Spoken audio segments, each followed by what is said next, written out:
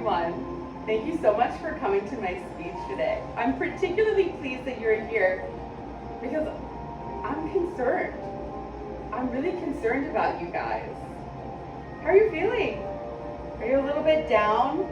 Are you sort of overwhelmed by the state of the world? Maybe it's the crippling national debt. Maybe it's the climate crisis. Or maybe it's just the LA traffic. But trust me, I feel it too. And if only there was a way to escape this tortured reality. But there is. I would like to introduce you to a hobby that will expand your mind, hone your comprehension skills, and test your limits. Welcome to the world of A Court of Thorns and Roses. Now, there's a huge need for escapism in today's society. Why are people being pushed more towards escapism these days than ever before? Well, according to the American Psychiatric Association, their annual polling, 43% of American adults reported feeling more anxious than last year, with the top 5 stressors being current events, the economy, U.S. elections, gun violence, and personal and familial safety. But instead of stepping away from the world and all of its stressors, 57% of Americans admit to being addicted to their phones, and as recently as 2023, when that number is steadily rising from year to year. Reading remains one of the most powerful ways to immerse yourself into new worlds, people, and adventures. It provides a break for our overworked and overstimulated brain while igniting the imagination and sharpening our comprehension skills.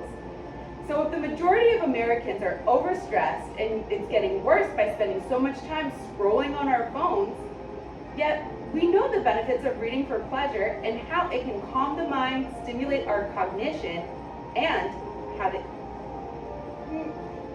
do we get into such a hobby?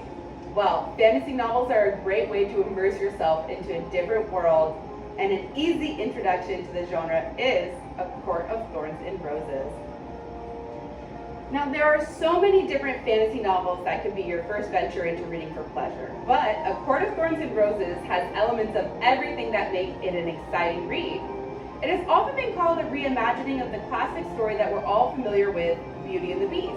This gives us the framework for the first book, but what we don't get with that classic fairy tale is what happens next. This is a series of 5 editions so far, with the 6th book being set to come out next year, if we're lucky.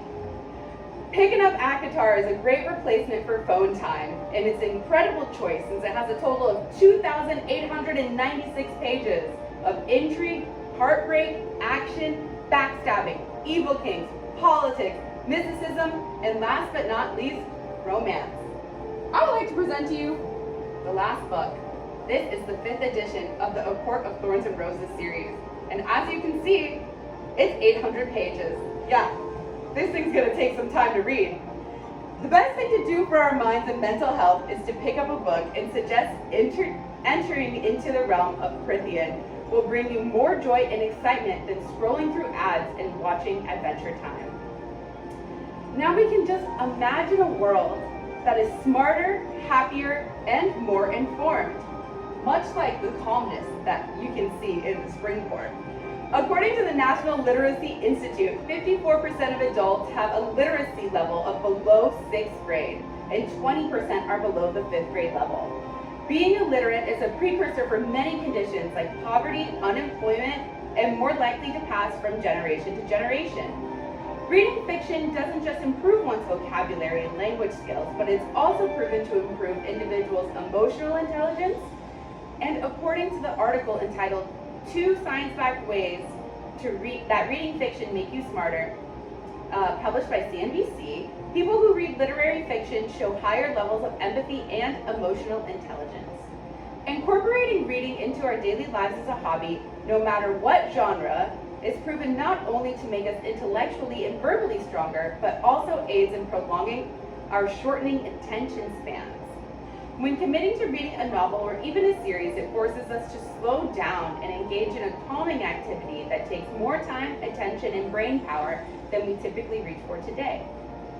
Trading screen time for a fantastical world, if done in excess, can change the world for a better by churning out people who are overall more literate and have a higher level of emotional intelligence and empathy and have elongated attention spans. Now, though there are plenty of praise for A Court of Thorns and Roses, not everyone is as enthusiastic about it as I am. Many reviewers mention this series being repetitive, predictable, and slow-moving.